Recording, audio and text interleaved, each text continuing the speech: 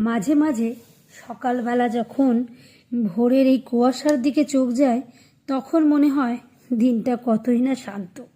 কিন্তু সারাদিনের কোলাহলে এই শান্ত বা এই স্নিগ্ধ ব্যাপারটা কিন্তু থাকে না। তখন মানুষের মনের মধ্যেও চলে বিভিন্ন রকমের চিন্তা ভাবনার আনাগোনা, আর তাতেই আমাদের মস্তিষ্কের মধ্যেও কিন্তু বিভিন্ন রকম টেনশন খেলা করে। তাই মাঝে মাঝে যাদের প্রচুর টেনশন হয় বা একটুখানি বিভিন্ন রকম চিন্তার মধ্যে দিয়ে যেতে হয়, তারা যদি সকালবেলা এই সুন্দর স্নিগ্ধ কুয়াশা ঘেরা এই সময়টা একটু নিজেদের সাথে কাটায়, তাহলে মনে হয় যে অনেকটাই কিন্তু চিন্তা এড়ানো যাবে।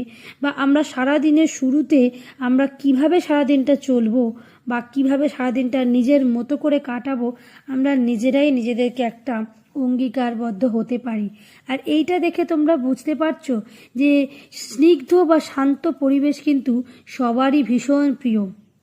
কিন্তু এইটুকু সময়টা, মানে এই সকালের সময়টা যখনই পেরিয়ে যে যত রোদ বাড়ে, যত মানুষের কোলাহল বাড়ে, যত গাড়ি ঘোড়ার আওয়াজ বেরোয়, ততই কিন্তু এই স্নিগ্ধ ব্যাপারটাই একদম ধামাচাপা পড়ে যায়।